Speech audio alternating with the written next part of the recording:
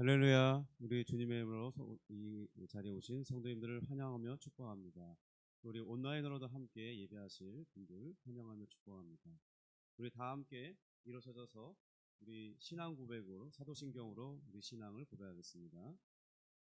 전능하사 천지를 만드신 하나님 아버지를 내가 믿사오며 그 외아들 우리 주 예수 그리스도를 믿사오니 이는 성령으로 잉태하사 동정녀 마리아에게 나시고 본디오 빌라도에게 고난을 받으사 십자가에 못 박혀 죽으시고 장사한 지 사흘 만에 죽은 자 가운데서 다시 살아나시며 하늘 오르사 전능하신 하나님 우편에 앉아 계시다가 저리로서 산자와 죽은 자를 심판하러 오시리라. 성령을 믿사오며 거룩한 공회와 성도가 서로 교통한 것과 죄를 사하여 주시는 것과 몸이 다시 사는 것과 영원히 사는 것을 믿사옵나이다. 아멘. 우리 다 함께 기쁨으로 찬양하겠습니다. 사랑하는 나의 아버지, 우리 같이 찬양하겠습니다.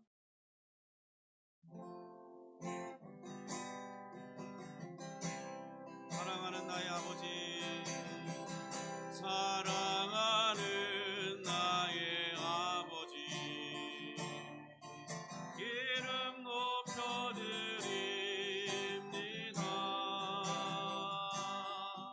주의 나라 찬양 속에 임하시니 능력에 주께 찬송하네. 전능하신 하나님 찬양 언제나 동일하신 주 전능하신 하나님 찬양 영원히 다스리. 우리 다시 한번 하겠습니다. 사랑하는 나의 아버지, 사랑하는 나의 아버지, 이름 높여드립니다. 주의 나라 찬양 속에 임하시니 능력에 주께 찬송하네. 전능하신 하나님 찬양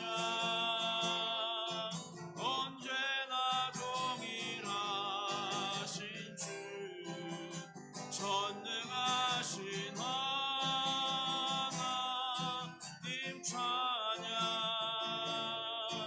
영원히 다스리는 나 주의 이름 높이리. 나 주의 이름 높이리. 나 주의 이름 높이리. 하늘 높이 들린 갯벌처럼 주의 이름 높이. 전능하신 하나님 찬양 언제나 동일하신 주 전능하신 하나님 찬양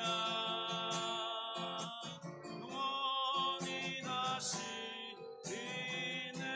아무것도 두려워하지 말라. 아무것도 두려워 말라. 주 나의 하나님이 지켜주시네. 놀라지 마라. 겁내지 마라. 주님 나를 지켜주시네. 아무것도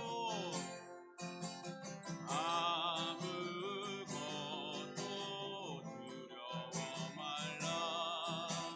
주 나의 하나님이 지켜주시네. 놀라지 마라. 겁내지 마라.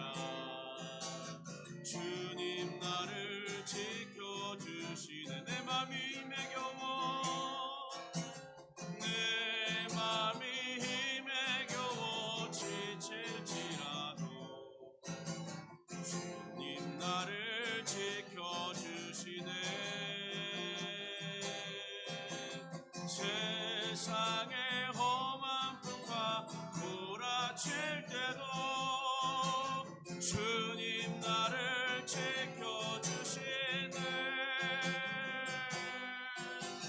주님은 나의 산성, 주님은 나의 요새, 주님은 나의 소망, 나의 힘이 되신 여호와. 다시 한번 하겠습니다. 아무것도 두려워 말라. 아무것도 두려워 말라. 주 나의 하나님이 지켜주시네. 놀라지 마라, 겁내지 마라.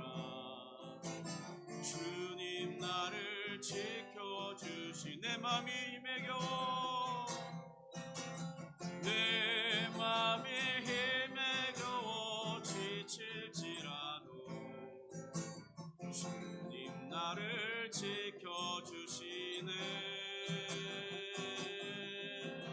세상의 험한 풍파 몰아칠 때도 주님 나를 지켜주시네.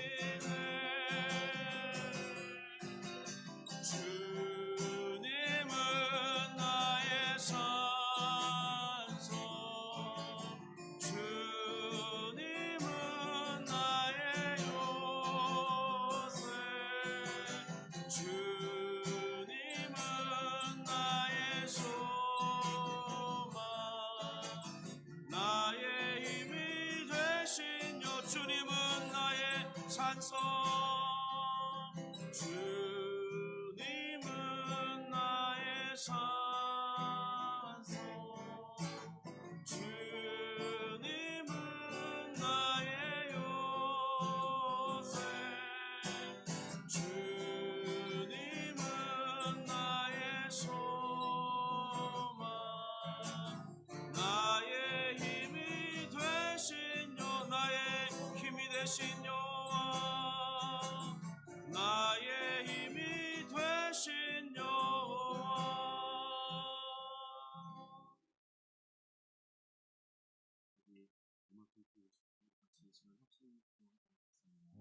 우리의 힘이 되신 여호와를 의지합니다. 주님, 내가 주님을 예배하러 나왔습니다. 우리 주님을 힘있게 찬송하며 경배할 때 하나님, 내 마음이 하나님의 성령의 충만함을 입게 하시고 하나님 앞에 기쁨으로 예배할 수 있도록 인도해 주옵소서. 우리 마음이 자유케 되게 하여 주옵소서. 우리 온전히 하나님만을 찬송하고 높이는 귀한 시간 되게 하여 달라고 이 시간 우리 같이 합심하여 기도하도록 하겠습니다. 하나님 아버지, 감사합니다. 우리를 또다시 일주일 만에 다시 불러주시고 또 이 자리에 모여서 우리 주님을 찬송하며 예배할 수 있도록 인도하시니 감사합니다. 주님 또한 우리 온라인으로도 함께 이 예배를 참여하며 또 은혜 받기를 사모하는 성도들의 심령 가운데도 함께 하시고 역사해 주옵소서. 주여, 우리가 찬송을 부르듯이 우리가 주님을 사랑할 뿐만 아니라 우리 주님께서 나의 산성과 요새가 되심으로 우리는 안전하며 어떤 두려움도 가질 필요가 없사오니 주여, 우리에게 이 믿음으로 주님께 나아갈 수 있도록 도와주시고 주님이 참되게 우리에게 산성과 요새가 되신 것을 확인할 수 있도록 역사해 주시옵소서. 하나님 아버지, 이 시간 우리가 함께 기도하오니 주의 성령으로 충만케 하시고 우리 마음이 자유와 기쁨을 얻게 하시고 하나님 앞에 나아갈 담대함을 얻게 하셔서 온전한 예배를 드릴 수 있도록 역사해 주시옵소서. 도와주옵소서. 우리 자리에 앉겠습니다. 음악 받으시고요. 하나님 아버지, 감사와 찬송을 올려드립니다.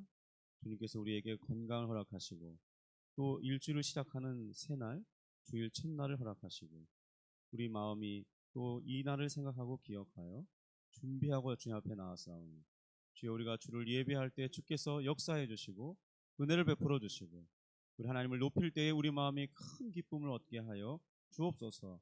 하나님 또한 말씀을 들을 때 그 말씀에 내 마음이 동의가 되고 믿어지고 또 은혜 받기를 사모함으로 아멘으로 화답할 뿐만 아니라 주님 진실로 그 말씀이 내 삶 가운데 역사할 수 있도록 도와주시고 그 말씀이 열매를 맺을 때 우리 마음의 큰 기쁨과 하나님께 감사드릴 수 있는 삶이 되도록 은혜를 베풀어 주옵소서.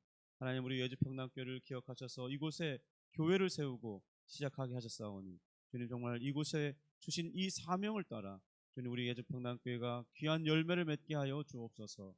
주님, 예수를 주로 고백하는 우리 평범한 많은 사람들이 이곳에 와서 함께 주를 높이며 찬송할 수 있도록 도와주시고, 우리가 그리스도 안에서 특별한 존재가 되고 위대한 존재가 되고 하나님 앞에 영광된 존재가 된 것을 확인하며 살아갈 수 있도록 도와주시옵소서. 주여, 우리가 또한 신앙생활을 하면서 일상생활 중에 우리가 만나는 이들에게 복음을 전해서 하나님, 그들을 또한 예수께로 인도하고 예수님을 따르도록 돕는 삶을 살도록 역사해 주옵소서. 하나님 아버지, 특별히 이 순간에도 많은 어려움을 만나고 심령에 낙심이 되고 또 하나님, 세상을 살아갈 소망을 얻지 못하는 이들에게 하나님, 그들에게 위로와 평강을 허락해 주시고 그리스도 안에서 모든 그 어려움을 이겨낼 수 있는 은혜를 베풀어 주옵소서. 하나님 아버지, 특별히 환경적인 어려움, 재정의 어려움, 또 건강의 어려움을 만난 이들에게 주님, 놀라운 역사를 허락하사 치유하여 주시고 회복되게 하시고 하나님, 누군가의 돕는 손길을 통해서 위기를 극복할 수 있도록 은혜를 베풀어 주옵소서. 하나님, 질병에 어려움 있는 자들에게는 하나님의 놀라운 치유의 능력을 받아주셔서 그들이 건강을 회복할 수 있도록 도와주시고 온전한 몸으로 하나님을 예배하며 찬송할 수 있도록 역사해 주시옵소서. 하나님 아버지, 또 이 나라와 이 민족을 위하여 잠시 기도하오니 주님, 나라가 크게 혼란스럽고 하나님, 지도자 한 명이 없는 것이 이렇게 온 나라를 흔들며 위기 가운데 처하게 하오니 주여, 조속히 이것이 해결될 수 있도록 도와주시고 많은 믿는 자들이 기도함으로 이 문제를 해결받고 이 나라가 지금껏 하나님의 은혜 가운데 인도받았듯이 앞으로도 하나님의 은혜로 인도받을 수 있도록 역사해 주옵소서. 하나님, 세상의 정치 영역은 그들이 알아서 할 것이지만은 주님, 우리는 기도함으로 하나님의 통치를 받고 그들이 하나님의 선한 인도함의 손길을 받을 수 있도록 기도할 때 주께서 역사해 주시기를 간구하니 은혜를 베풀어 주옵소서. 오늘 예배가 온전히 주께 드려지기 원하며 말씀의 은혜 받기를 원하오며 주님의 놀라운 역사들이 나타나기를 원하옵니다. 예수님의 이름으로 기도합니다. 아멘. 우리 찬송가 579장 어머니의 넓은 사랑. 오늘은 우리가 어버이 주일로 지키기 때문에 한번 이런 찬양을 같이 불러보도록 하겠습니다.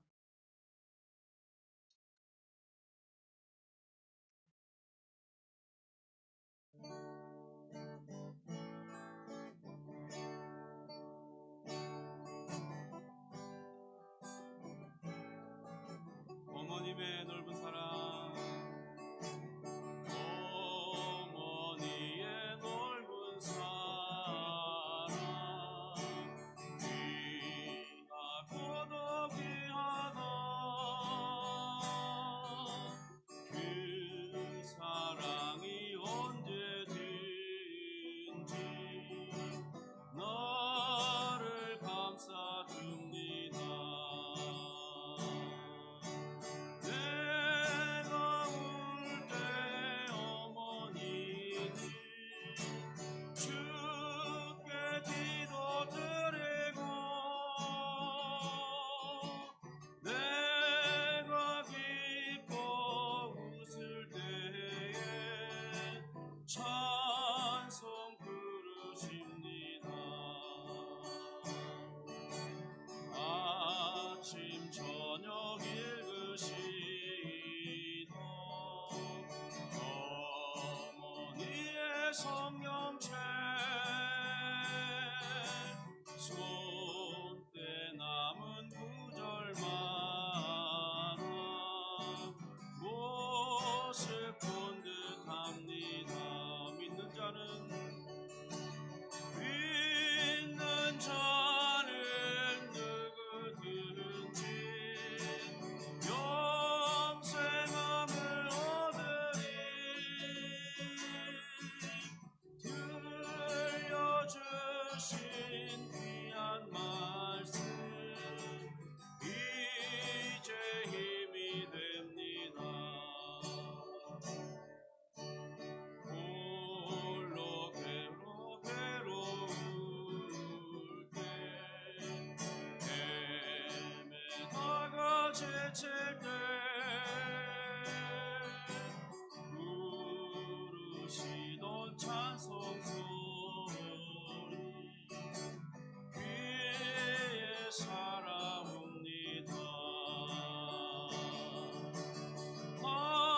산속에서 샘물 나고 황무지에 꽃피니 예수님과 동행하며 두려울 것 없어라. 온유하고 겸손하며 올바르고 굳세게 어머니의 뜻받들어 보람있게 살리라. 공파 많은 세상에서 선한 싸움 싸우다 생명신의 흐르는 곳 길이 함께 살리라. 아멘.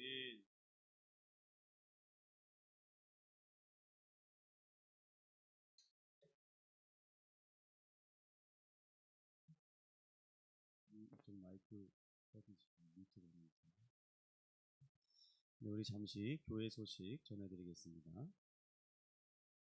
네, 우리 예주평당교회에 오신 분들을 환영하고 또 우리 온라인으로도 함께하신 우리 성도님들 환영하며 축복합니다.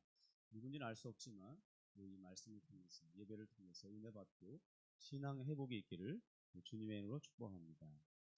우리 첫 번째 1대1 양육 멘토링 과정 모집 중에 있습니다. 우리 한 명이 신청했는데 이제 5월 18일 주일에 OT를 잠깐 가지고 우리 25일부터 시작할 텐데 우리 나머지 분들 중에도 생각이 싶으면 기도하시고 잘 생각해 보셔서 좋은 말씀을 배우고 신앙의 기초를 배울 뿐만 아니라 이것을 배우는 이유 중에 하나는 내가 잘 정돈하기도 하지만 이제 앞으로 우리 교회에 찾아올 어떤 성도님들을 신앙생활은 이렇게 하는 거야. 그런 내용에 대해서 구체적으로 가르쳐주고 함께 신앙생활하는 그 과정. 그래서 잘 정착할 수 있도록 돕는 과정이 된다는 생각을 하시고 같이 임해 주시면 감사하겠습니다. 우리 두 번째는 우리 주보를 계속 준비 중에 있는데 디자인을 하고 있는 중입니다. 그래서 잘 준비되시도록 기도해 주시고 기본적인 틀은 지금 준비되는데 오늘은 또 복사기가 갑자기 지금 네트워크가 망가져가지고 급하게 인쇄를 하게 됐습니다.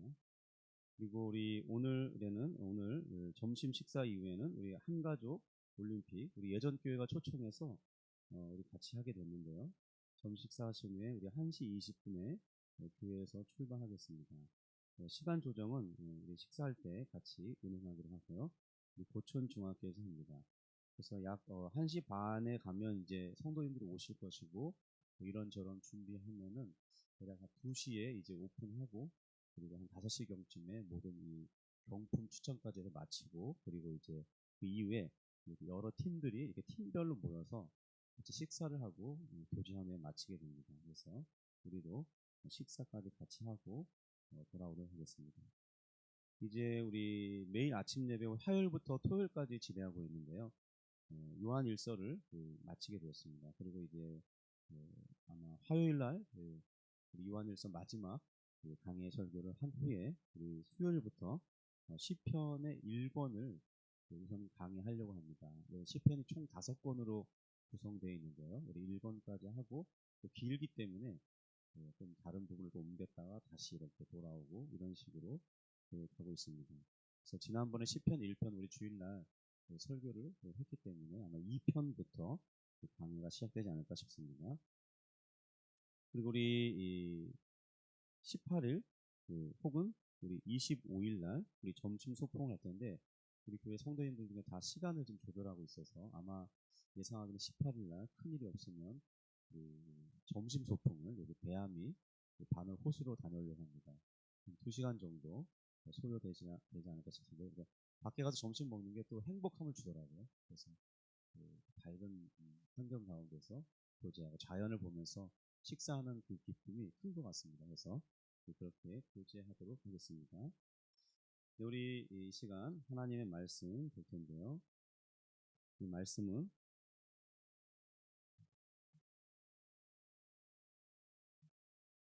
에베소서 6장 1절부터 3절까지입니다. 신약성경 316면에 있습니다. 에베소서 6장 1절부터 3절의 말씀을 같이 보겠습니다.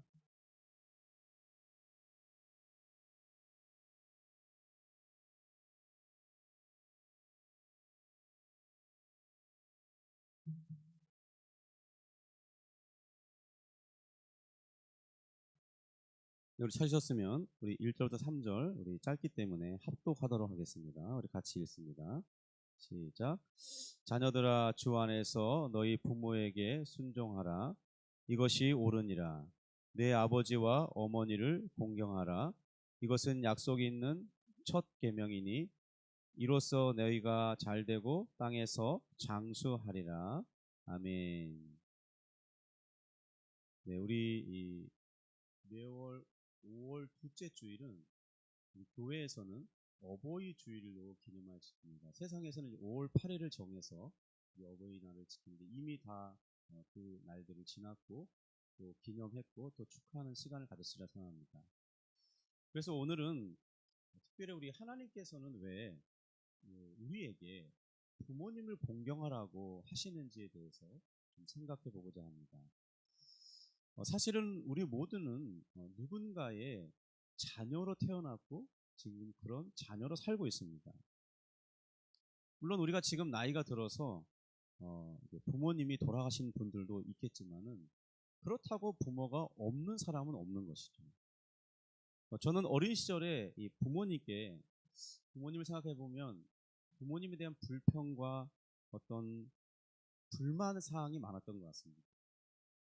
왜냐하면 부모님들의 어떤 부족함 그리고 자녀들에 대한 충분한 어떤 교육의 기회 또 경제적인 유효함 이런 것들을 제공해주지 않는 것들에 대해서 답답해하고 그래서 원망의 마음도 많았습니다. 왜냐하면 친구들이랑 비교가 당장 되니까요. 학교에 도시락을 싸가면 남들은 다 계란 반찬, 소세지 반찬, 맛있는 거 사오는데 저는 맨날 김치 깍두기 그것도 국물 다 흘러가지고 책가방에 냄새 배기고 책에 막 국물 자국 나고 그러면 엄청 창피하고 그랬던 시절이 있거든요. 그런 게 정말 부럽기도 하지만 한편은 왜 나의 부모님은 그 정도도 해줄 수 있는 그런 책임감이나 경제적 여력을 갖추지 못했을까 그런 불평이 많았던 것 같아요. 이제 결혼을 하고 가정을 이루었습니다. 그리고 자녀를 양육하다 보니까 어느덧 부모님의 마음을 헤아릴 수 있는 그런 상황이 된 것 같아요. 저희 부모님은 오늘날 이 수명에 비해서는 매우 짧은 인생을 살고 돌아가셨어요. 그러니까 저희 어머님도 60 조금 넘기고 저희 아버님도 60 조금 넘기면 다 이렇게 병으로 돌아가셨는데 현 시점에 우리 부모님 중에 한 분이라도 살아계신 분들을 보면 저는 마음에 참 부러움이 있습니다. 그래서 우리 노년에 이른 권사님들을 만날 때마다 저는 마치 어머니를 만나는 것 같아요. 그래서 참 마음이 가고 정이 가는데 하여튼 부러움이 많습니다. 물론 제게는 아직 부모님이 한 분 살아 계십니다. 우리 장모님이 계셔서 제 마음에 늘 든든함이 되고 또 마음속에 늘 기댈 수 있는 어머니가 있다는 그런 생각이 들어요. 근데 그러고 어쨌든 그런 부모님 한 분이 살아계시다는 것에 늘 감사하고 충분히 감사할 만한 이유가 되지만 어쨌든 가끔 꿈에서 이제 나이가 들어서 그런가 한 1년에 한 번 정도는 어머니 꿈을 꾸는 것 같아요. 나는 이해를 못했거든요. 어른들이 예전에 왜 어머니 꿈을 꾼다 그러나 근데 나타나시더라고요. 꿈속에서라도. 그때 참 그립고 저를 사랑해 주신 그 어머니에 대한 그런 생각을 할 때 참 그래도 꿈에서라도 만나는 게 참 기쁘다 그런 생각을 해보게 됐습니다. 성도 여러분, 우리에게 이 부족하나마 아빠와 엄마가 있다는 것이 얼마나 감사한 일인지 모릅니다. 우리는 모두 이 그분들의 사랑의 열매로 이 땅에 태어났고 그리고 부모가 된 우리가 그랬듯이 이 갓 태어난 아이를 위해 정말 깊은 수고와 헌신이 아니면 그 아이가 자랄 수 없고, 그러니까 우리가 갓난아기 때 사실 부모님의 모든 사랑을 다 받거든요. 어머니는 잠도 자지 못하고 아이가 울면 젖을 먹여야 되고, 또 2시간마다 깨워서 봐야 되고, 칭얼대면 기저귀 갈아줘야 되고, 혹시 얘가 뒤집혀서 숨을 못 쉬지는 않나 걱정해야 되고, 조금만 열이 나면 막 그 펄펄 끓는 아이를 이렇게 끌어안고 병원에 달려갔다 와야 되고, 정말 그 수많은 수고와 사랑이 그 우리에게 기억이 없는 그 시절에 다 베풀어지거든요. 그러니까 아이들은 그런 걸 기억을 못하니까 이 부모님의 사랑을 이해 못하지만은, 이제 부모가 되어서 그 아이를 길러 보니까 나의 어머니가, 나의 부모님이 어떻게 고생하면서 나를 양육하고 길렀는지 이해가 되는 것이죠. 유복한 뒷바라지나 혹은 잘해주지 못했을 수도 있는데요. 그래도 이 부모의 존재는 그 자체로 존경하고 또 자녀들에게 충분히 효를 받을 만한 그런 자격이 다 있습니다. 하나님께서도 그러한 권위를 부모에게 부여해 주셨는데, 혹시 우리 인터넷을 접속하면서 함께 하게 되실 분들에게 어떤 특수한 환경에서 자란 분들이 있을 것 같아요. 그래서 부모를 존경하고 또 부모에게 효를 행해야 됩니다, 그건 말에 동의할 수 없는 아픔을 가진 분도 있을 것이라고 생각이 듭니다. 왜냐하면 어떤 부모님들은 무책임한 경우가 있거든요. 그래서 성장기에서 큰 고통을 당하고, 또 자신의 삶을 위해서 자녀를 버리거나 혹은 이혼 가정이 되거나, 하여튼 여러 가지 환경 속에서 부모에게 큰 원망을 할 만한 그런 이유를 가진 자녀들이 있을 거예요. 혹은 이제 그런 버림받는 일이나 인격적인 장애를 가지게 된, 그리고 그렇게 살아가는 분들에게는 부모님을 공경하세요, 효를 행하세요, 이런 말들이 참 받아들이기 어려울 것이라는 생각을 저도 하고 동감을 합니다. 그러나 오늘 우리 본문과 성경 말씀은 반복해서 뭐라고 말하냐면 내 부모를 공경하라, 내 부모에게 순종하라, 이렇게 말씀하고 있거든요. 이것이 사람 간의 이 관계에서 복이 되는 첫 번째 계명이라고 말씀합니다. 성도 여러분, 우리가 이 땅을 살면서 복을 받으려면 부모에게, 그러니까 하나님께 복을 받는 방법은 부모를 공경하고 부모에게 순종하는 방법이 있습니다. 그것이 정말 인생이 잘 되는 좋은 길이에요. 정말 그런 것을 실천함으로써 내 인생이 복을 받는 그런 경험을 할 수 있기를 주님의 이름으로 축복합니다. 참 순종하기 싫고 순종하기 힘든 일일 수도 있는데요, 왜 하나님께서는 우리에게 그렇게 부모에게 순종하라고 말씀하시는지 한번 오늘 그 의미를 살펴보기를 원합니다. 이 어버이 주일 그러면 우리는 보통 아빠보다는 엄마가 더 생각나는 분들이 많은 것 같습니다. 저도 그런데요, 어버이 주일 그러면 지금 생각해보면 아버지보다 어머니가 더 많이 생각이 나요. 왜냐하면 엄마는 일반적으로 아빠들보다 더 큰 희생과 헌신을 자녀들에게 기꺼이 행하기 때문이거든요. 자기를 희생해서라도 자녀를 살리는 존재가 엄마입니다. 제가 예전에 6.25 이 전쟁 영화를 본 적이 있는데요, 거기에서 실화를 바탕으로 이제 다시 다큐처럼 만들었기 때문에 보면은 어떤 그 도로에 작은 개울이 있는데 거기에 이제 다리가 놓여 있어요. 그 밑에 여러 사람들이 죽어 있는데 미군이 지나가고 있는데 거기에서 응애 응애 하는 애기 소리가 나요. 그래서 미군들이 지를 지나가다 애기 소리가, 울음소리가 나니까 잠깐 멈추고 살펴보는데, 글쎄 그 어머니 품속에 아기가 울고 있는데, 그때는 겨울철이었고, 그래서 이 겨울철에 먹지 못하고 밤을 보내다 보니까 너무 추우니까 이 냉동 상태로 이제 죽게 생겼어요. 그러니까 어머니는 죽어가면서도 그 아이를 젖을 물리고 품에 이렇게 얼지 않도록 항상 아이를 품에서 안고 자기는 얼어 죽은 거예요. 그런 모습을 볼 때, 참 어머니의 희생은 대단하다.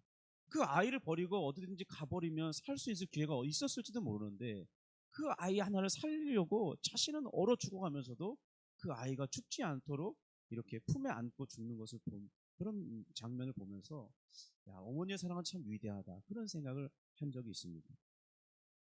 또 실제로 1988년 구소련 영토였던 이 아르메니아에서 대지진이 일어난 적이 있거든요. 저도 이게 찾아보니까 그런 사건이 있던데요.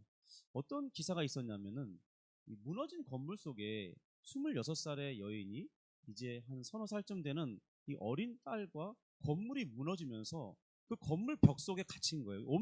꼼짝달싹을 못하는 그런 작은 공간에 이 아이와 엄마만 거기에 살아있는 거예요. 4일 동안이나 벽 속에 갇혀서 거기 지내고 있었는데 이 아이가 목이 마를 거 아닙니까? 그러니까 아이가 계속 보채는 거죠. 엄마 목말라 죽겠어. 목말라. 물을 찾아줄 수도 없고 어떤 방법이 없는데 이렇게 만지다 보니까 주변에 깨진 유리 조각이 하나 있는 거예요. 그래서 그 엄마가 손가락 하나를 따서 끝을 따서 피가 나오게 해서 그것을 그 아이 입에 물리고 피라도 먹으면서 이 목마름이 해결될 수 있도록 했는데 또 일정 시간이 지나면 또 목마를 거 아닙니까? 그러니까 이 여인이 구출됐을 때 10손가락 끝에가 다 이렇게 유리 조각에 헤어져서 이렇게 상처가 나 있는 그런 기사를 그래서 그 아이를 살리는 그런 기사를 본 적이 있는데 정말 이 엄마의 사랑이 다 그런 것 같습니다. 그래서 우리는 어버이 주일 그러면 유독 어머니가 더 그립고 생각나는 것 같아요. 제 기억에도 어머니는 늘 희생하는 분이었고 밤낮을 고생하면서 잠을 잘 못 자면서 설쳐가면서 때로는 밤을 새워가면서 장사를 했기 때문에 그런 고생을 하면서도 이 자녀들을 길러내기 위해서 애쓰는 모습이 제 마음속에 가득히 기록되어 있습니다.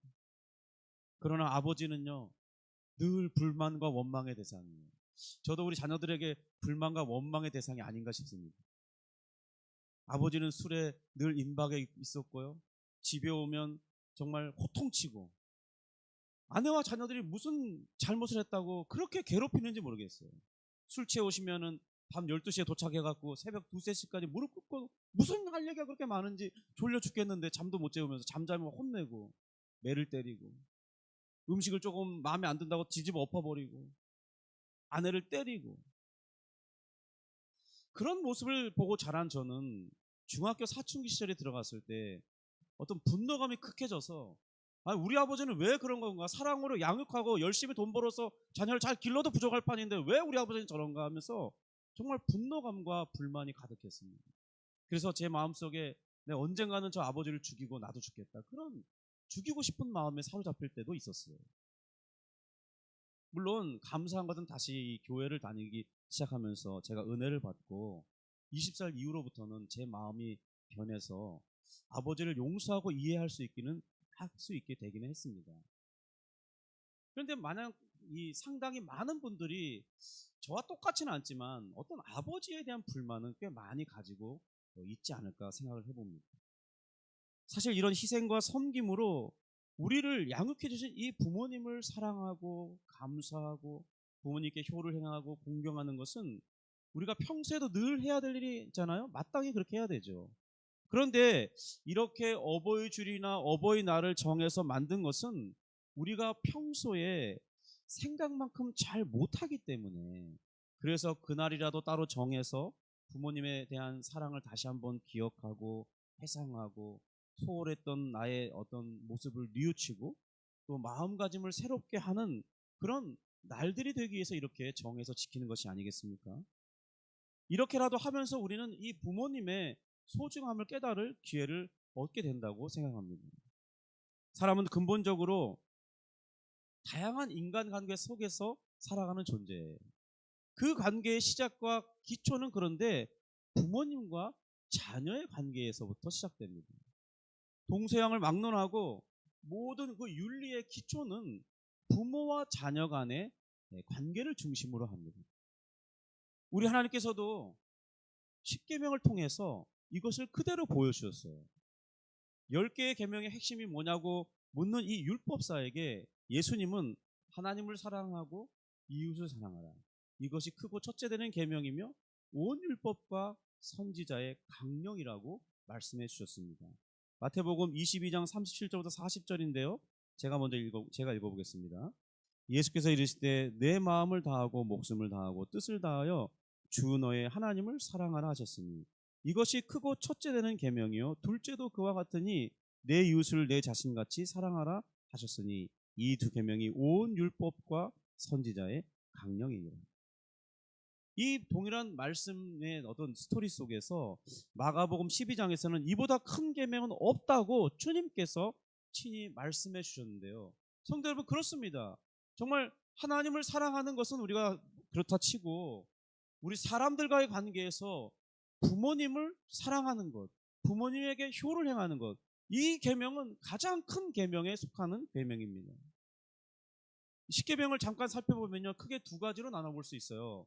이 1계명부터 4계명까지는 하나님과 우리의 관계가 어떠해야 되는지를 말씀하시고, 두 번째는 5계명부터 10계명까지 6계명이 인간관계 안에서 우리가 지켜야 할 어떤 윤리적인 규범에 대해서 말씀해주고 있습니다. 첫 번째 부분인 이 하나님과 우리와의 관계에서 예수님께서 말씀하신 것처럼 우리의 모든 것의 최우선을 하나님을 사랑하는 것에 두어야 한다고 말씀합니다. 나머지 그 1계명부터 4계명 중에 하나님을 사랑하는데 2계명부터 4계명은 그 첫째 계명을 어떻게 실천할 것인가에 대한 구체적인 지침으로 내려주시는 거예요. 하나님 외에 다른 우상을 두지 말고 하나님의 이름을 귀하게 여기고 안식일을 지키는 것, 이것이 하나님을 사랑하는 구체적인 방법이라는 겁니다. 그 외에 나머지 부차적인 규정과 규례들은 다 이 안에 포함되고 있는 것들이에요. 그러니까 정말 큰 의미에서 작은 세밀한 그런 것보다 큰 의미에서 가장 큰 것은 바로 하나님을 사랑하는 것인데, 다른 우상을 섬기지 않고 그 다음에 하나님의 이름을 귀하게 여기고 안식일을 지키는 삶, 이것이 바로 하나님을 사랑하는 것이라는 거예요. 하나님을 어떻게 사랑해야 됩니까? 그러면 그걸 살펴보면 돼요. 그러니까 우리가 주일날 나와서 이 주일을 지키는 것이 작은 것이 아니라 하나님을 사랑하는 하나의 방법이에요. 그런데 그것이 가장 중요한 방법이라는 겁니다. 그러니까 예배를 소홀히 하지 않는 것이 매우 중요해요. 두 번째로 두 번째의 나머지 사람과의 관계에 대해 준 이 계명은 첫 번째 계명의 구조와 동일한 구조를 갖고 있는데요. 인간관계에서 가장 우선되는 계명은 바로 내 부모를 공경하라, 그 말입니다. 이것은 이웃 사랑에 대한 제일 첫 번째라는 것인데요. 사실 따져보면 가장 가까운 이웃이 누구냐 그러면 부모에게는 자녀고 자녀에게는 부모라는 것이죠.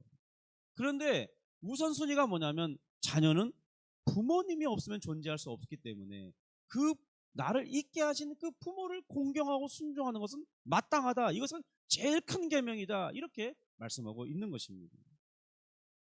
바로 부모를 공경하는 삶이 이웃 사랑에 대해서 실천하는 첫 번째라는 거예요. 그러니까 부모님을 잘 공경하는 사람은 세상에 나가서도 이웃을 사랑하는 것이 쉽다는 거예요. 어떻게 하면 되느냐? 너희가 부모에게 공경하는 것처럼 세상 사람들을 섬긴다면 누구에게나 칭찬받고 존경받는 사람이 될 수 있다는 말이죠. 그러니까 누구든지 이 부모를 공경하는 사람이라면 또한 나머지 이 6계명부터 10계명을 잘 지킬 것이라는 점을 예수님이 말씀하고 있습니다. 만약 어떤 사람이 하나님의 은혜를 깨닫고 하나님을 사랑하고자 한다면 그리고 사람과의 관계를 어떻게 해야 될지를 이게 생각한다면 우리가 이 10계명을 살펴보면 되는 거예요. 하나님을 어떻게 사랑해야 됩니까? 물으면 1계명부터 4계명을 살펴보면 되는 것이고, 사람과 그러면 어떤 관계를, 예수 믿는 사람으로서 어떤 관계를 맺어야 됩니까? 하면 이 두 번째 부분을 살펴보면 되는 것이죠. 그래서 이웃을 사랑하라는 이 말씀을 순종하고자 한다면 그 첫 번째로 해야 될 일은 바로 우리를 이 땅에 있게 해주시고 양육해 주시는 부모님을 순종하고 공경하면 된다는 것입니다. 이것으로부터 시작하게 하고 또 부모를 공경하는 것이 두 번째 계명에서 이 가장 크고 첫 번째 위치에 두고 실현해야 될 규범이라고 말씀해 주고 계신 것이죠. 그리고 하나님께서 이것을 기뻐하시는 것이라고 말씀해 주고 있습니다. 하나님의 뜻이 무엇이냐고 묻는 많은 신자들이 있어요. 하나님의 뜻은 어디에 있습니까? 무엇입니까? 그런데 바로 오늘 10계명을 통해서 말씀하고 있어요. 내가 기뻐하는 것은 이런 삶이라고 말하고 있어요. 첫 번째는 하나님을 사랑하는 것이고 두 번째는 이웃을 사랑하는 것이에요. 그중에 그 이웃을 사랑할 때 가장 우선되는 것은 부모님을 공경하는 것이라고 말하고 있습니다. 그러니까 하나님의 뜻을 실천하는 것이 그렇게 어렵거나 멀리 있거나 우리가 이룰 수 없는 저 높은 곳에 있거나 다다를 수 없는 내려갈 수 없는 지옥 밑에 있거나 그런 것이 아니라는 거예요. 로마서의 말씀처럼 하나님의 말씀은 내 입에 가깝고 내 손에 닿을 만한 곳에 있다는 겁니다.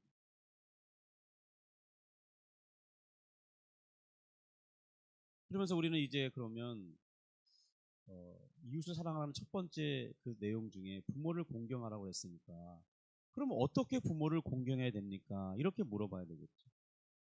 그러면 부모가 자녀들에게 바라는 것이 무엇인가를 생각해 보아야 부모를 공경하는 방법을 알겠죠. 결국 부모님이 바라는 것을 행하는 것, 이것이 부모님을 공경하는 참된 모습이잖아요. 얘들아, 얘야 이렇게 해주면 좋겠네. 이렇게 해줄래? 나는 이런 것을 기대해 라고 말씀하시는 그 내용을 구체적인 실천의 모습이 어디 있냐면 바로 6계명부터 10계명 속에 있는 것입니다. 만약 자기 부모를 공경하라 한다면 미움과 증오를 품지 말고, 그죠? 세상 사람들을 향해서 미움과 증오를 품지 말라는 거예요. 살인에 이르게 되는 동기가 무엇입니까? 다 미움과 증오에서 시작되는 거 아니에요? 그러니까 너희가 부모를 잘 공경하는 건 미움과 증오를 갖지 않는 것입니다. 또한 성적으로는 잘 자신의 성을 지키는 것인데, 그래서 음란하지 않고 방탕하고 타락한 생활을 하지 않는 것이 부모를 공경하는 삶이라는 거예요. 또 남의 것을 도둑질하지 말아야겠죠. 거짓말하는 짓 들고 다니지 말아야 되겠죠. 다른 사람의 것을 탐내어서 속여 취하지 않아야 한다고 하나님이 말씀하시잖아요.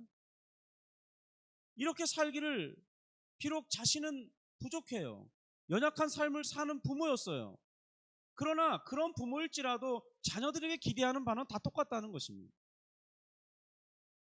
훌륭한 성품과 존경받을 만한 부모님 혹은 그렇지 못한 부모들도 자녀들에 대해서 한결같은 기대는 다 그런 것이라는 거예요. 그런데 부모의 말씀에 순종하고 이 마음으로 공경하는 태도를 학습하고 그렇게 하려고 하는 자녀들이 과연 부모 외에 다른 인간관계에서 문제를 일으키겠습니까? 그러니까 부모를 잘 공경하라는 그 진실한 태도를 가진 효자가 세상에 가서 망나니로 살 수 있겠냐는 거예요. 그럼 효자는 절대로 세상에서 막 살지 않습니다. 과격하게 살지 않아요. 과도한 욕심을 내며 살지 않아요. 왜냐하면 효자로 살려면 다른 사람들도 많이 베풀게 돼 있거든요. 어머님에게 하듯이 내 부모에게 하듯이 다른 사람들을 섬기게 돼 있거든요. 그래서 과격하거나 과도하게 취하지 않습니다.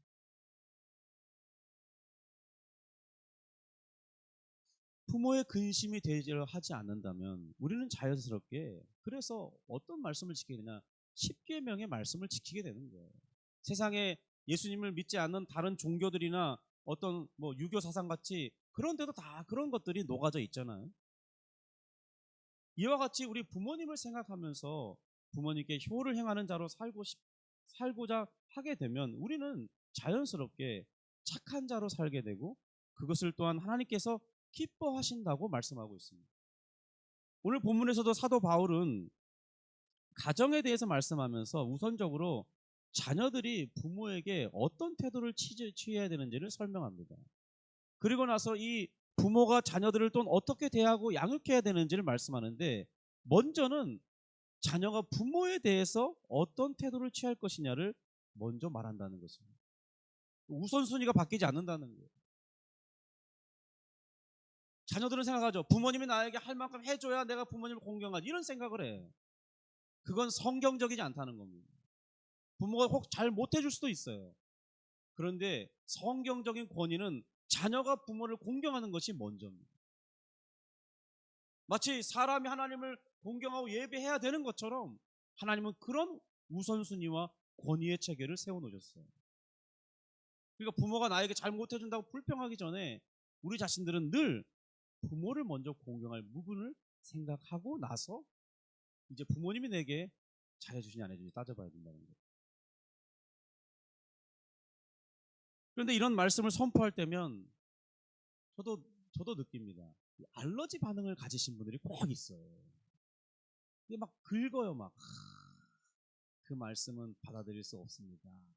이게 막 뇌에서 알러지가 나가지고 거부하는 그런 것이 느껴져요. 왜냐하면요, 그런 말씀을 한 다음에 이렇게 저도 청년 시절이나 아니면 이렇게 전도사 시절에 청년들하고 막 얘기해 보면 분명히 이런 주간에는 그런 불평의 이야기들이 많아요. 또 뭐 이런 부모를 공경해야 된다고 말하면 왜 부모를 공경해? 우리 부모님은 존경할 만한 것도 아니고 나를 잘해주지도 않았는데 왜 존경해야 되냐? 이런 불만 사항들이 많아요.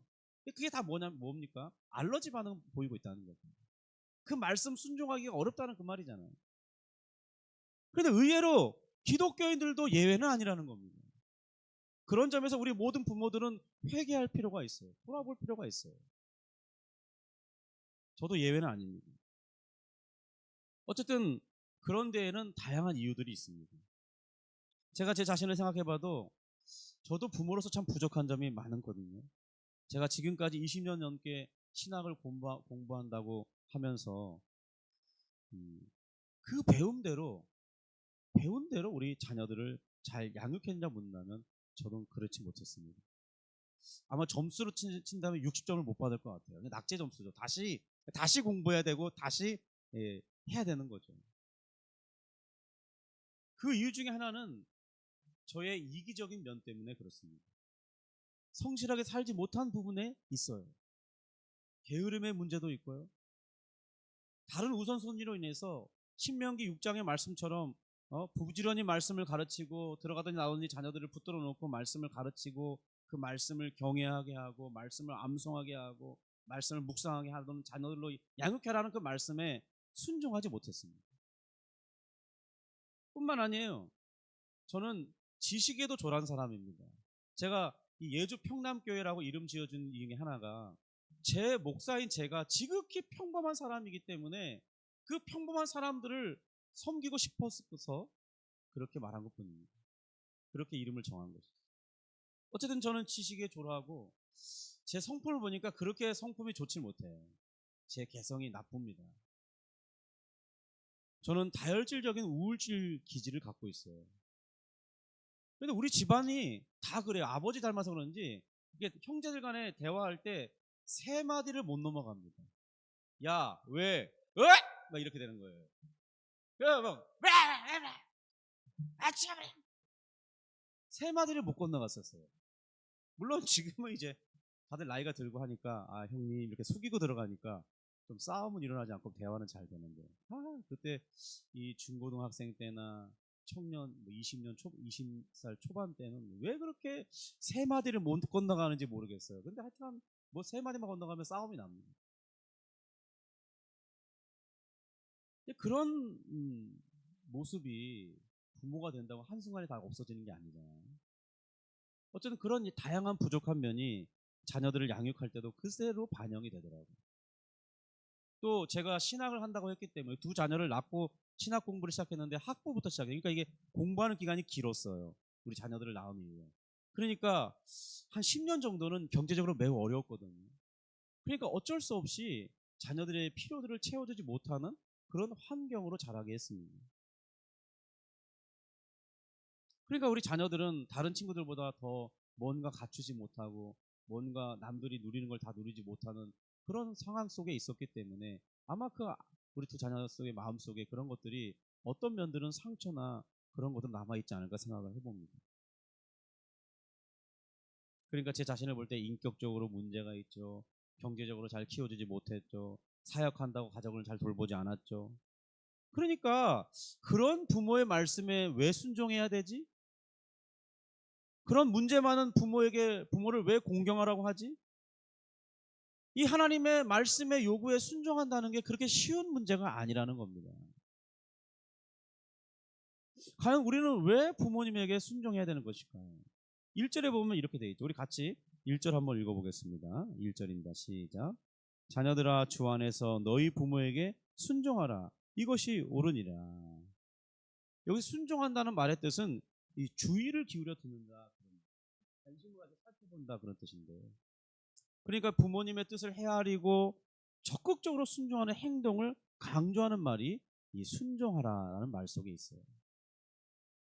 또 이 주 안에서라는 이런 말씀이 있는데, 그런데 특별히 많은 분들이 이 주 안에서라는 말을 잘못 해석해요.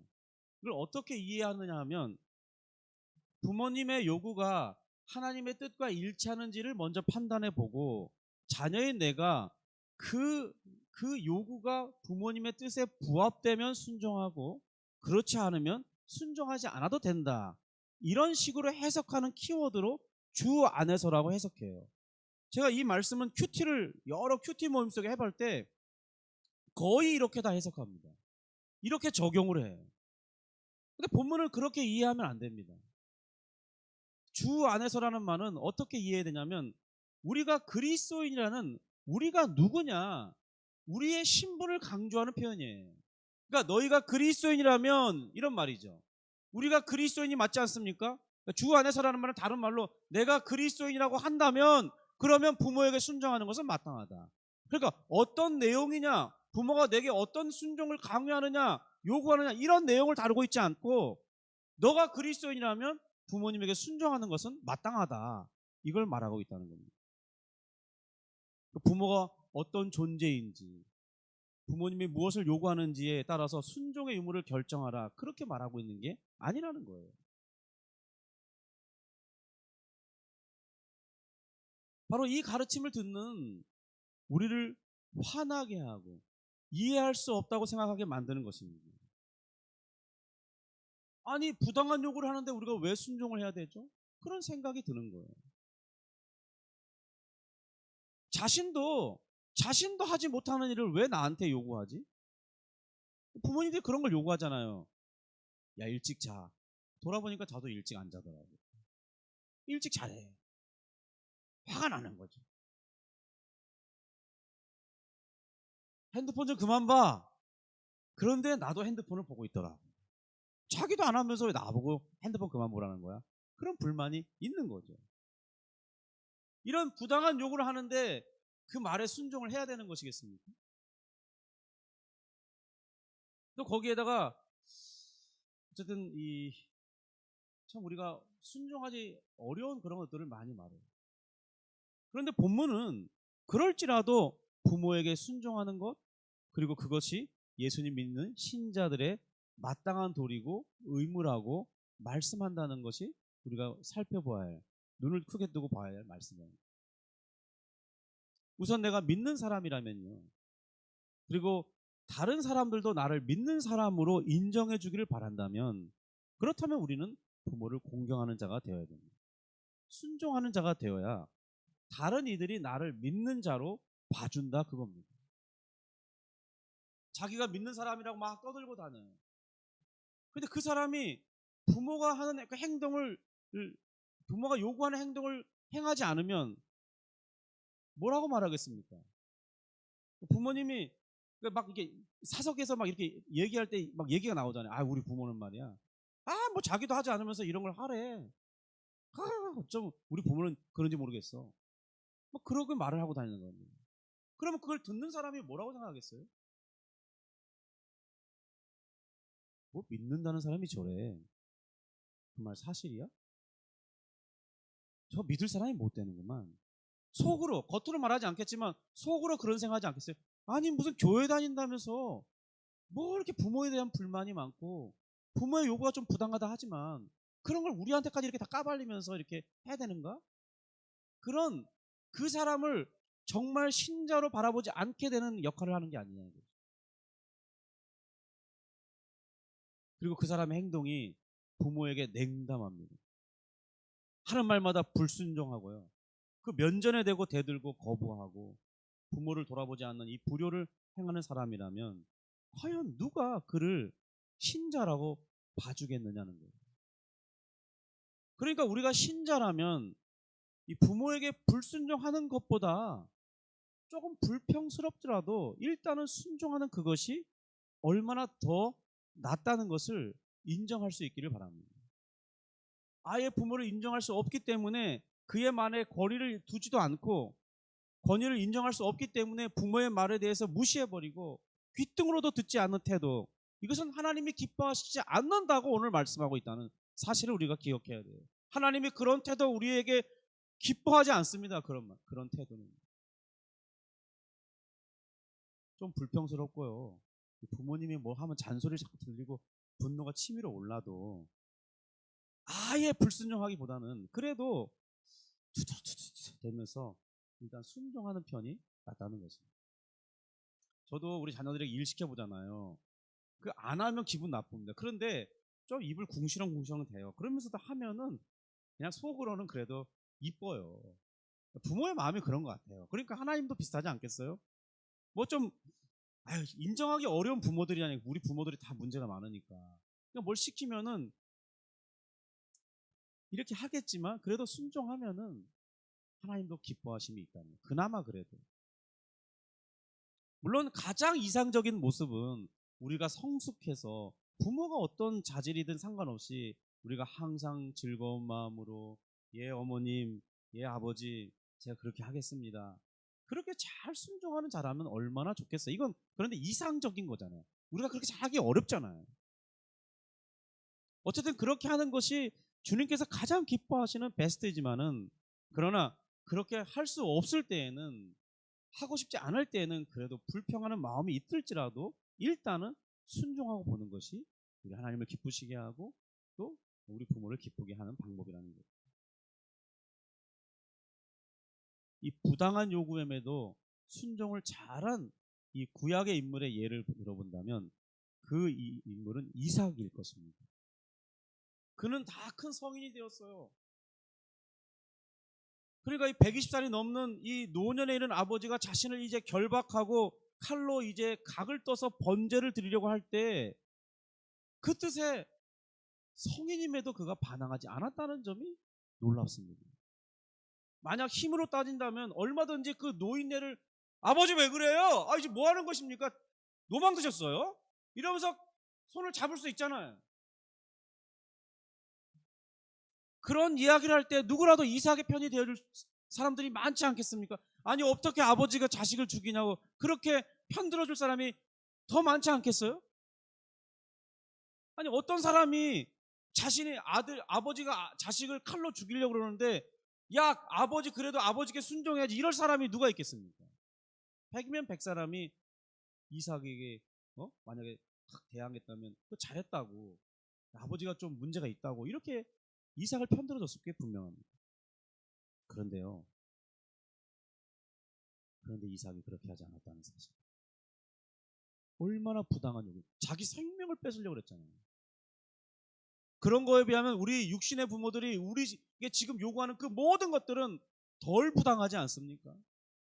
생명을 뺏는 게 제일 큰 부당함 아니에요? 이해가 되지 않는 요구잖아요. 그런데 신기하게 이삭은 순수하게 그 아버지께 자신의 온 몸을 맡겼습니다. 아버지 뜻대로 하십시오. 이것이 정말 순종이라는 말의 가장 좋은 예일 것입니다. 이런 모습이 정말 이삭을 더욱 위대하게 만들어주는 거죠. 바로 주님께서는 이러한 자세로 부모님을 대하라고 말씀하고 있는 거죠. 정말 우리가 이삭처럼 할 수만 있다면 하나님을 가장 기쁘시게 하는 사람 중에 한 사람이 될 것입니다. 그런데 현대인으로 자라난 요즘 우리 영어로 MZ라고 그러던데요. 그 MZ 세대들이 과연 이런 사상을 받아들일 수 있을까요? 이런 요구는 젊은 사람들 말고도 이 중년에 접어든 우리까지도 받아들이기 어려운 말씀입니다. 만약 부모님의 요구가 명백하게 기록된 성경의 말씀과 배치된 것을 요구한다면 그 뜻대로 따르는 것은 우리는 안 된다고 생각하고 있잖아요. 예를 들면 주의를 지키지 말라든지 교회를 다니지 말라는 등의 요구를 우리가 순종하면 되겠습니까? 그런 요구는 따를 수 없잖아요. 그런데 그런 부당한 요구를 할 때라도 우리의 태도가 정말 중요하다는 겁니다. 우리는 일반 상식적인 태도와 다른 것을 요구받는 존재들이라는 것을 기억해야 돼요. 여러분 그리스도인이란 그렇습니다. 세상에 일반적으로 이 상식이라고 말하는 그 윤리 기준을 뛰어넘는 것이 그리스도인들에게 요구하는 윤리 기준이에요. 아무도 믿지 않는 부모를 가지고 있고 또 그 부모가 완강한 성품 속에 거친 어떤 태도와 언어를 가졌고 자녀를 무시하는 부모가 그런 요구를 한다고 생각해 보세요. 그 면전에서 그럴 때 늙은 부모에게 막 내가 교회 다니는 거 몰라? 그러면서 화를 내거나 윽박지르거나 그런 요구를 하면 어떡해? 이런 식으로 꾸짖는 태도를 갖지 말라는 겁니다. 그런 요구를 받을지라도 부모를 무시하는 태도를 하지 말라는 거죠. 부당한 요구에 순종하지는 못해도 그 면전에서는 부드럽게 대답하라는 것입니다. 아빠, 엄마, 말씀하시는 거는 좀 이해하겠어요. 그런데 교회 다니지 말라는 말씀에 제가 순종하기는 어렵지 않겠어요? 죄송해요. 그러니까 이런 공손함의 태도를 가지고 있어야 한다는 거예요. 아니, 그런 말을 왜 해? 교회 다니지 말라니까? 말라니? 그게 말이야? 방구야? 뭐 해준 것도 없으면서 교회도 못 다니게 해. 그러면서 화를 내고 문을 쾅 닫고 나와버리면 그러니까 그런 무례함을 보이지 말라는 겁니다. 어쩌면 이런 상황을 친구들에게 말할 때 친구들은 어떻게 생각할까요? 그런 상황 자체는 이해해 줄지 모르지만 같이 동감한다는 식으로 말할지 모르지만 그냥 마음속으로는 네가 진정한 그리스도인 맞냐? 그런 마음을 가질지 모릅니다. 그리고 마음으로 약간 경계심을 갖지 않겠어요? 그런데 공손하게 대답하고 나서 그 고충을 친구에게 말한다. 우리 엄마가 이렇게 했는데 내가 화를 내고 나왔진 않았지만 마음이 참 괴롭네. 그러면 그런 말을 듣는 친구들이 진정한 위로 속에 하나님께서 우리 역사해 주기 위해서 기도하자. 이렇게 하면서 그 친구의 신앙에 감동받고 그래도 부모 그런 걸 요구하는 부모에게 대들지 않고 저항하지 않고 공손함을 버리지 않고 참 너는 인간미가 댄데미가 참 좋구나. 나도 너를 닮고 싶다. 그런 마음 갖지 않겠냐는 거예요. 제가 차를 가진 후에는 전통시장에 거의 다니지 않는데 근데 어릴 적 이 시장 거리를 다니다 보면 이런 모습을 가끔 목격했어요. 왜냐하면 제 모교회가 시장 중간능이 있기 때문에 자주 이렇게 왔다 갔다 하면 시장통을 다녀야 됐거든요. 그런데 시장 상인 중에 이 상점을 운영하는 이 부모에게 정말 듣기에 거북한 거친 말을 쏟아내는 그런 자녀들을 가끔 본 적이 있습니다. 아니 어떻게 부모에게 저런 말을 하지? 그런 모습을 볼 때 제가 막 저희 불효막심한 자식을 가서 막 때려주고 싶은 근데 저보다 어른이니까 그럴 수는 없지만 속으로는 막 어떻게 저럴 수 있지? 막 화가 나는 경우가 있었어요. 물론 부모님을 볼 때 부모님도 좀 너무한 것도 있긴 해요. 그런데 그렇다고 해서 부모에게 저렇게 막 대해도 되는가? 이런 생각을 한 적이 있습니다. 신자라고 이름하는 우리가 세상 사람들처럼 그렇게 행동한다면 과연 그들은 우리를 어떻게 받아들이겠습니까? 그러니까 웬만한 요구에는 최소한 면전에서라도 그렇게 일단 하겠다고 말한 후에 돌아가서 한번 잘 생각해 보는 거죠. 실제로 그렇게 하는 것이 어렵다면 신앙 양심에 위배되기 때문에 양심의 가책이 들기 때문에 힘든 것이라면 나중에 와서 부모님에게 말해야 되잖아요. 제가 그렇게 해보려고 했는데 잘 안 됩니다. 어머님이 알고 있기 저도 신앙을 갖고 있는데 신앙 양심이 참 거부하면서 하기가 참 어렵습니다. 죄송합니다. 이런 태도를 한다면 그 사람이 얼마나 하나님의 마음에 합당하고 부합되는 사람이겠습니까? 물론 이게 쉽지 않습니다. 그래도 우리는 주님의 말씀의 뜻이 분명하기 때문에 어쨌든 주님께 이 순종하는 태도 속에서라도 부모님들에게 그렇게 하는 것은 마땅하다는 거죠. 두 번째로 우리 2절을 보면 이렇게 되어 있습니다. 내 아버지와 어머니를 공경하라 그랬습니다. 이 공경하라는 말의 뜻은 가치를 인정하고 높이다 그런 뜻인데요. 그러니까 부모 앞에서요. 어떤 자녀들은 듣는 척은 해요. 그런데 마음으로는 이런 생각이에요. 너나 잘하세요. 그리고 부모를 업신여기고 자기는 하지도 않으면서 나한테만 하래. 본인이야 잘하지. 이런 식의 어떤 정말 부모님을 경히 여기고 무시하는 태도를 가지는 자녀들이 있다는 거예요. 이런 것들이 우리 드라마나 이런 그런 프로 보면 좀 나오지 않습니까? 근데 공경은 겉으로 드러난 행동이라기보다는 마음가짐과 관계된 말이에요. 그러니까 기독교는 무엇보다 위계 질서를 매우 중요하게 여기는 그런 종교인데요. 하늘과 땅에 속한 각각의 지위와 높음을 지위와 높임 받는 게 있습니다. 각자 다 그 권위가 있어요. 그런데 하나님은 그런 권위들이 다 제대로 인정받기를 신자들에게 그런 걸 인정하기를 요구하신다는 겁니다. 그 중에서 제일 중요한 게 뭐냐? 사람들과의 관계 속에서는 부모를 공경하는 것이 하나님이 가장 중요하게 여기는 위계 질서 중에 하나라는 거예요. 하나님께서 사람들과의 관계 중에 정말 부모를 공경하는 것을 우리에게 그것을 가장 중요하다고 이 사람들과의 계명 중에 첫 번째에 올려놨잖아요. 나머지는 다 그거에 부속된 그런 계명들이잖아요. 그걸 볼 때도 부모를 공경하는 것이 얼마나 높은 명령인지 우리가 생각해 보아야 된다는 거죠.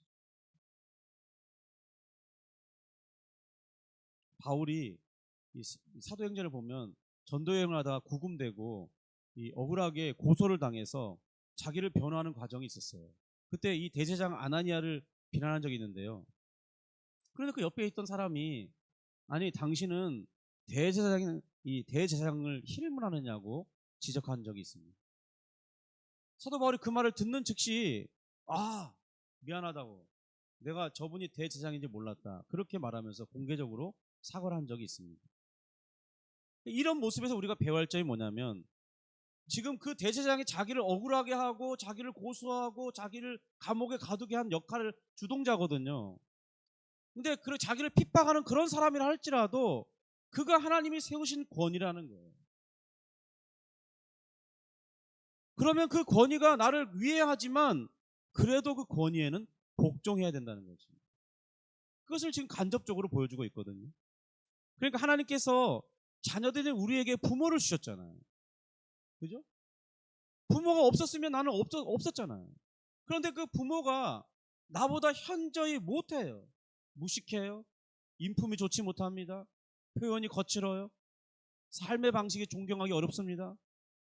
하나님께서는 그래도 나 위에 그 부모를 두셨다는 겁니다. 그러니까 못난 부모도, 무식한 부모도, 정말 존경하기 어려운 처지에 있는 부모도 최소한 나보다 높은 권위의 자리에 두셨다는 거예요. 그러면 우리는 어떻게 하겠습니까? 바로 그런 하나님이 세우신 질서 속에서 우리는 공경의 태도를 갖는 게 마땅하다, 그것이. 제가 아까 사춘기 시절 아버지가 미워가지고 죽이고 싶은 마음까지 있었다고 그랬잖아요. 그래서 제가 20살 정도쯤 되어서는 아버지를 용서하고 이해하게 되는, 제 태도를 바꾸는 어떤 기회가 있었는데, 과연 제 마음에 어떤 과정이 있었기에 그렇게 변화될 수 있었겠습니까? 그건 바로 복음 안에서 제 생각이 바뀌었기 때문입니다. 물론 저희 아버지는 제가 군대에 있을 때 군대 들어가자마자 얼마 있지 않아서 이 불신 상태로 돌아가셨습니다. 그래서 너무 빨리 돌아가셔서 전도할 기회를 얻지 못했는데요. 어쨌든 저는 이런 생각을 하면서 저의 부족한 그 아버지, 막 죽고 싶을 생각이 들었던 그 아버지를 존경하게 되고 사랑하게 되는 그런 어떤 행동의 변화가 있었는데, 어떻게 변화됐냐 생각을 해본 겁니다. 내가 예수님을 믿을 때 나는 죄인이었는데 그 죄인인 나를 하나님의 아들처럼 높여주시고 받아주셨다는 사실을 생각했어요. 그런데 이제 그것을 아버지에게 적용해 보는 거예요. 지금 아버지가 존경스럽지 않아요? 불만이 많아요. 그런데 어느 날 제가 전도를 생각하고 있었거든요. 저희 아버지를. 저희 어머님 이미 믿고 계시기 때문에 뭐 그럴 필요는 없었지만 전도를 생각하고 있었다고요. 그런데 네가 만약에 어느 날 아버지를 전도해서 아버지가 예수를 믿게 된다면, 그러면 너에게 일어난 그 일이 너희 아버지에게도 일어날 것이 아니냐. 그렇다면 아버지께서도, 저희 육신의 아버지도 그리스도의 은혜를 받고 하나님의 아들의 자리까지 높아진다면 너는 마땅히 존경할 이유가 있지 않느냐. 하나님께서 그를 그렇게 높이신다면 너는 그 육신의 부모를 존경할 만한 이유가 있지 않느냐. 그런 생각이 들었어요. 그래서 그런 생각에 제 마음이 순종하기로 했습니다. 그래서 미움을 버리기로 했어요. 그 다음부터 제 마음의 태도가 바뀔 수 있었습니다. 그러고 나서 대하니까요, 아버지도 저를 바라보는 그 눈빛이 나를 미워하거나 뭐 그런 게 아니라 사랑의 눈빛으로 보고 있다는 사실을 제가 깨닫기 시작했습니다. 그래서 아버지의 관계가 많이 좋아졌고, 그리고 제가 이제 군대를 갈 때는 아버지가 그때 이제 직장을 다 잃고 이제 몸이 안 좋았기 때문에 집에서 그냥 뭐 박스나 줍고 소일거리 하는 그런 생활을 했는데, 그 돈 몇 푼이나 된다고 어쨌든 열심히 모은 그 돈을 통장을 저에게 주면서 군대 가서 쓰라고 그러면서 자신의 이 어렸을 적 이야기를 한두 시간 해줬어요. 그러니까 이해가 되더라고요. 왜 우리 아버지가 저런 술을 막 퍼마시고 정말 일종의 우리가 망난이라고 그러죠. 그런 삶을 살고 자녀들을 돌아보지 않는 무책임한 삶을 살고 그렇게 됐는가, 그 처지를 좀 이해할 수 있는 그런 이야기를 들었습니다. 그러니까 제 마음이요, 도리어 이 아버지가 불쌍하더라고요. 그 시대에 그런 삶을 살 수밖에 없었던 아버지가 불쌍하더라고요. 그래서 제가 군대 갔다 오면 더욱 강력하게 전도해서 교회를 꼭 모시고 가야 되겠다, 그런 생각을 했는데 그러지 말 걸 바로 할 걸 그랬어요. 어쨌든 그 기회를 놓친 것이 너무나 안타깝긴 합니다.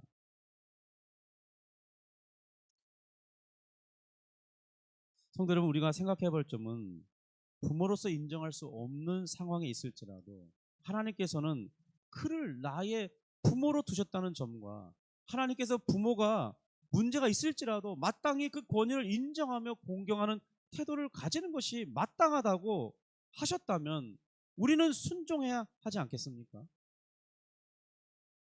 이런 요구가 오늘날의 이 현대인들의 사상과는 어울리지 않는 가르침이 분명해요. 이 시대는 어떤 시대입니까? 모든 것을 상대 윤리로 바라보죠. 그리고 자기중시적 사고가 매우 당연한 것처럼 길들여진 세대들입니다. 그래서 이 하나님의 말씀이 쉽게 받아들여지지 않아요. 그러나 우리는 그리스도의 은혜로 구원받은 사람들입니다. 성령님의 인도하심을 따라가는 자가 되었어요. 그러니까 존경할 만한 이유가 있어야 존경하는 것은 지극히 당연하겠죠.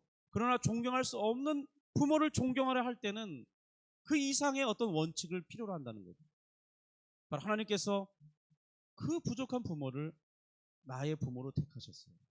그리고 그를 통하여서 나를 존재하게 했고, 지금 내가 있을 수 있음을 생각할 때 그 한 가지 이유만으로도 그는 충분히 내게 존경받을 만하고 자녀로서 그 모든 권위를 인정할 만한 이유가 있다는 것입니다. 불행한 어린 시절을 보낸 사람일수록 이런 요구가 부당하다고 느낄 수 있습니다. 그래도 우리는 신자가 되었다면 말씀에 순종하는 게 맞습니다. 왜 그래야만 하는 것이겠습니까? 그 설명이 바로 1절 마지막에 나옵니다. 우리 1절 다시 한번 읽어보겠습니다. 1절 읽습니다. 시작.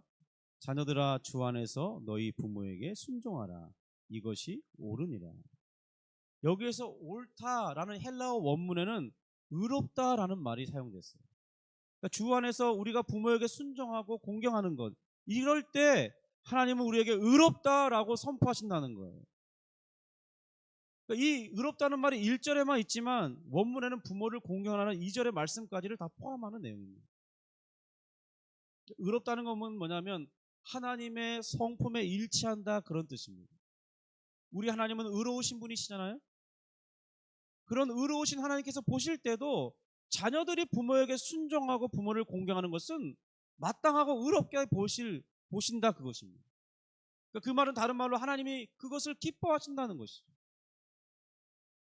우리가 하나님과 함께하는 인생을 살아가기 원한다면 하나님의 성품과 일치하는 삶을 살아야 되는데요. 그 중에 첫 번째로 하나님이 우리에게 요구하시는 것은 바로 우리 자신이 우리의 부모를 공경하고 순종하는 삶을 살기를 바라신다는 거예요.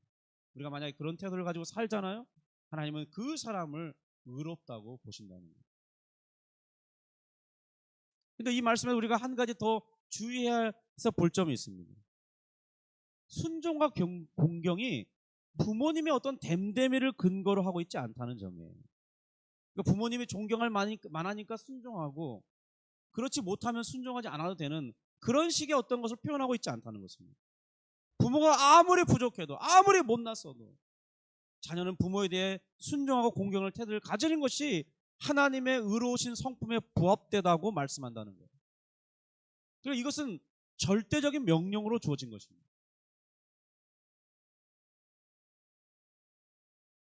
부모를 공경할 수 있으려면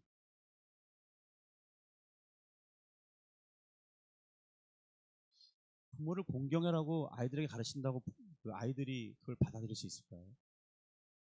저도 못 받아들였었거든요. 근데 어떻게 가능해졌습니까? 부모를 죽이고 싶었던 저의 심령이 어떻게 변화됐습니까? 성령의 역사로만 가능한 영역입니다. 그러므로 나의 부모를 공경할 수 없거든 우리는 기도해야 돼요. 하나님, 제게 성령을 충만하게 부어주시옵소서. 복음의 빛으로 내 자신의 지성이 조명되고, 이 공경할 수 없는 모든 조건의 부모라도 존경할 수 있는 마음의 변화를 허락해 주신다면 우리는 그렇게 할 수 있어요.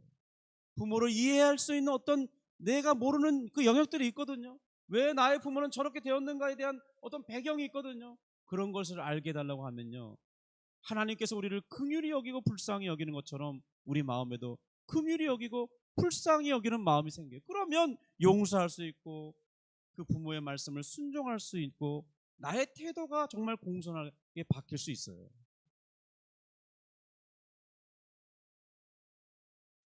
성령 충만을 받으면 오늘 우리가 읽은 이 본문 에베소서 6장 1절부터 3절의 말씀에 우리가 진정으로 아멘 이렇게 말할 수 있어요. 그런 변화가 있을 때, 성령 충만함으로 내 마음에 변화가 있을 때, 술주정빙, 노름으로 재산을 탕진하고, 자신의 아내에게 폭력을 행사하고, 자녀들에게 무서운 아버지고, 가정을 책임지지 않고 자신만을 위해 사는 아버지일지라도 혹은 어머니일지라도, 그는 나를 존재하게 한 부모로서 하나님의 뜻과 섭리를 생각한다면 그를 부모로 받아들이고 순종하려고 하고 그를 공경의 태도로 대할 수 있게 된다는 거죠. 성도 여러분, 오늘 이 부모를 공경하고 순종하라는 이 말씀에 내가 그것을 그대로 받아들이기 위해서 성령 충만함을 구할 수 있기를 주님의 이름으로 축복합니다. 정말 그래서 우리 일생을 우리 부모님을 진정으로 공경하고 순종하는 그런 삶을 통해서 하나님의 약속하신 복을 다 받아 누리기, 이 땅에서 잘 되게 하신다고 그랬잖아요. 장수의 복을 누리게 한다고 말씀했어요. 근데 정말 하나님 부모를 공경하는 그 사람들이 복을 누리는 것을 저는 봅니다. 우리 모두가 다 그런 복을 누리는 복받은 성도들이 될 수 있기를 주님의 이름으로 축복합니다. 기도하겠습니다. 하나님 아버지, 감사합니다. 주님, 오늘 좀 무거운 말씀을 다루었습니다. 그러나 이 말씀이 우리에게 진정으로 복이 되고 하나님께서도 기뻐하신다는 사실을 살펴보았는데, 주여 저희에게 성령 충만함을 주셔서 우리 마음에 진정으로 이 사실에 대해서 아멘하고, 늘 부족하고 늘 답답함을 일으키는 나의 부모에 대해서 사랑으로 대할 수 있도록 오래 참고 또 마음으로도 진정으로 순종하고자 하는 그런 태도를 가지고 우리 부모님들에게 다 효자들이 될 수 있도록 도와주시고, 효를 행함으로써 다른 사람들이 저 사람은 진정으로 그리스도인이다 인정하는 그런 은혜가 우리에게 있도록 역사에 주시옵소서. 감사하며 예수님의 이름으로 기도합니다. 아멘.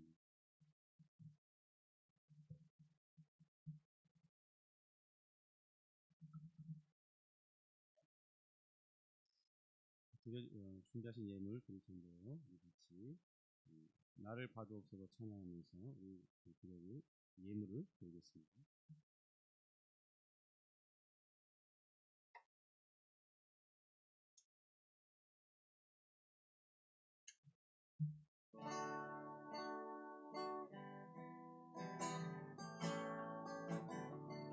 주님 내가 여기 있사오니 주님 내가 여기 있사오니 나를 보내소서. 나의 몸 주께 드리오니 주 받으옵소서. 주님 내가 여기 있사오니 나를 써주소서.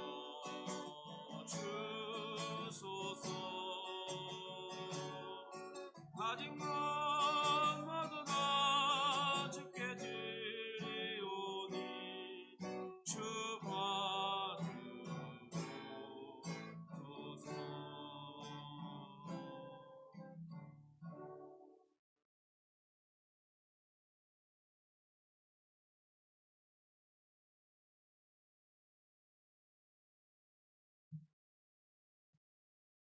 드려진 예물 위해서 다시 한번 기도하겠습니다. 하나님 아버지 감사합니다. 우리 주님 앞에 나올 때 우리가 믿음으로 나올 수 있게 하시니 또 하나님 앞에 복을 받고자 상을 얻고자 하는 마음으로 나올 수 있게 하시니 감사합니다.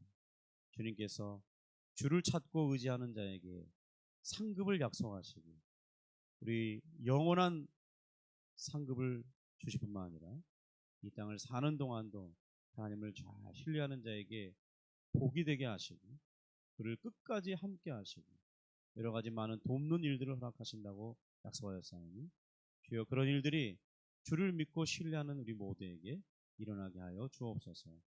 특별히 우리 한 달 동안 수고할 뿐만 아니라 또 그런 수고를 통해서 나를 고용한 사업주를 통해서 신실하게 내가 살아갈 수 있는 물질을 공급해 주신 하나님 감사합니다. 비록 사장을 통해서 이 물질이 공급되었지만 주님 그것은 사실 하나님께서 나를 살게 하시려고 나를 윤택하게 하시려고 허락하시는 물질인 줄 믿습니다. 하나님 드려진 이 예물 위에 복을 더하여 주시고 그 손길 위에 역사하여 주시며 하나님께서 말씀하셨듯이 그의 창고가 가득해지고 또 하나님 새는 것이 막아지고 건강이 나빠지지 않고 하나님의 돌보심 속에 있고 자녀들이 보호하심을 받고 가정이 보호하심을 받았어. 주님 창고가 채워지는 그런 놀라운 역사를 허락해 주시옵시고 하나님의 방법으로 윤택하여 주며 많은 여유를 누릴 수 있는 그런 길을 허락해 주시옵소서. 하나님 생각지 않았던 좋은 것들을 얻게 되고 그것이 하나님의 주시는 방법으로 얻는 것임을 자신도 알고 또 많은 사람들도 알아서 우리 모두가 다 하나님께 영광을 돌릴 수 있는 그런 길을 열어 주옵소서. 여러 가지 많은 우리의 실수들 가운데 그 모든 것들이 회복되는 역사도 허락해 주시옵소서.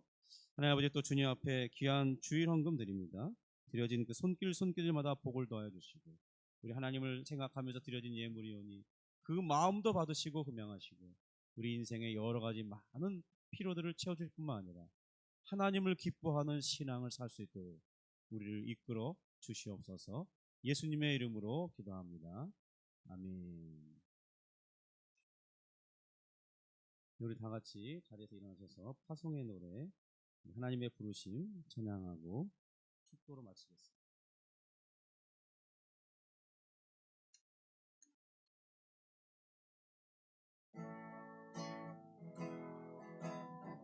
하나님의 부르심에는 후회하심이 없네. 내가 이 자리에 선 것도 주의 부르심이라. 하나님의 부르심에는 결코 실수가 없네. 나를 부르신 하나님의 신실하심을 믿네.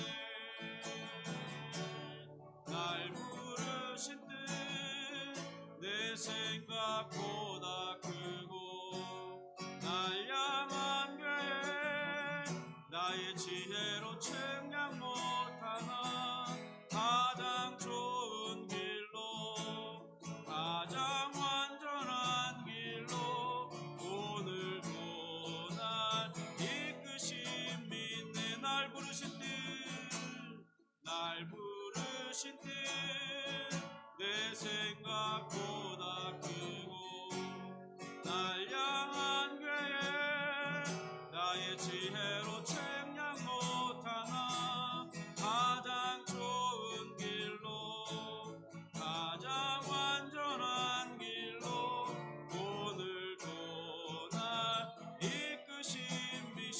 신실하신 주를 찬양해. 신실하신 주를 찬양해.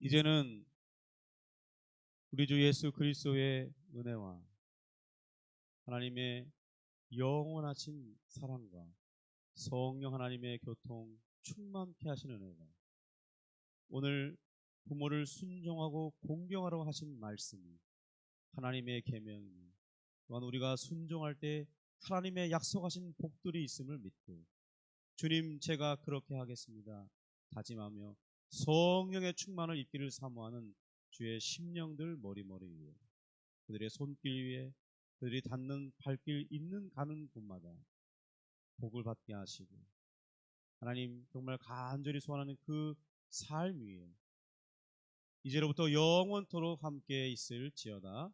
아멘.